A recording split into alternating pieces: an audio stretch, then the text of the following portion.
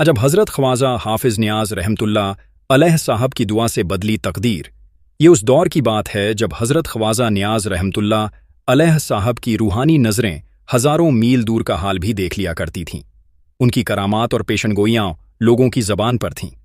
दूर दूर से लोग उनके पास अपनी परेशानियाँ लेकर आते और राहत व रहमत की उम्मीद में उनके दरबार की खाक छानते।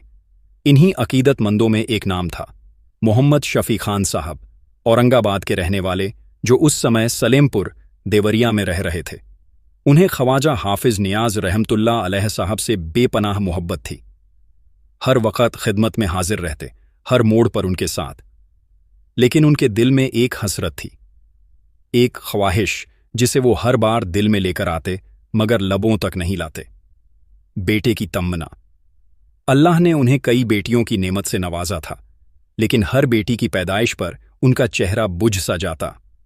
चौथी बेटी के जन्म के बाद वो मायूस दिल के साथ ख्वाजा हाफिज़ नियाज़ रहमतुल्लाह अलैह साहब की खिदमत में पहुंचे। आंखों में नमी थी, लब्बों पर थरथराहट। मियाँ, फिर बेटी ही हुई, उन्होंने धीरे से कहा। ख्वाजा हाफिज़ नियाज़ रहमतुल्लाह अलैह साहब मुस्कुराए। उनके चेहरे पर एक नूर था, आंखों में इत्मीनान और दिल में रहमत। फरमाया, खान साहब, घबराइए नहीं, मायूस क्यों होते हो? लड़का भी होगा।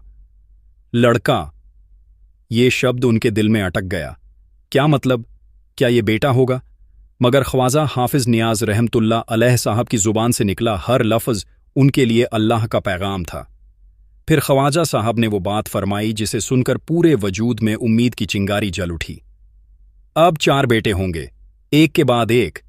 इस वक़्त ना कोई डॉक्टर की रिपोर्ट थी, न किसी उम्मीद की वजह, सिर्फ एक रूहानी बुजुर्ग की नज़र और अल्लाह का करम। और फिर करामत वाक़ई हुई। चौथी बेटी के बाद खान साहब के घर लगातार 4 बेटे पैदा हुए, जैसे जन्नत से उतरे हुए तोहफे। इन बेटों ने न सिर्फ उनकी दुनिया को रोशन किया, बल्कि अपने अपने मैदान में मकाम पाया।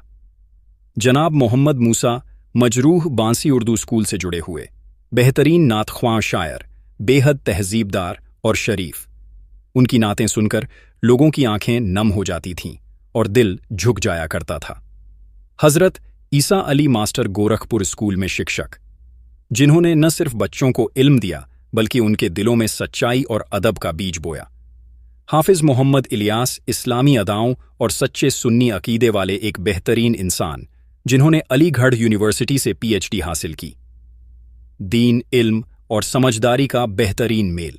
जनाब अब्दुल गनी मरहूम, नर्म मिजाज, शरीफ और सच्चे दिल के मालिक, अब इस दुनिया में नहीं हैं, लेकिन लोगों के दिलों में उनकी यादें आज भी जिंदा हैं। कभी कभी खान साहब बैठते और अश्क भरी आंखों से कहते, मियाँ ने कहा था लड़का भी होगा, और अल्लाह ने वो भी अता फरमा दिया। वो लड़का सिर्फ एक बेटा नहीं था, वो तो एक रास्ता था, उम्मीद से यकीन तक का, मायूसी से रहमत तक का। ये कहानी सिर्फ एक पेशगोई की नहीं है, ये ईमान, सब्र और बुजुर्गों की दुआओं के असर की एक जीती जागती मिसाल है। जब कोई शख्स सच्चे दिल से अल्लाह वालों से जुड़ता है तो उनकी निगाहें उस दिल की बात भी सुन लेती हैं जो जुबान से नहीं निकली होती, और फिर रब की तरफ से वो इनाम भी आता है जिसकी उम्मीद तक छूट चुकी होती है। अल्लाह ताला हमें भी ऐसे बुजुर्गों की मोहब्बत और दुआओं का सच्चा फैज़ अता फरमाए। आमीन या रब्बुल आलमीन।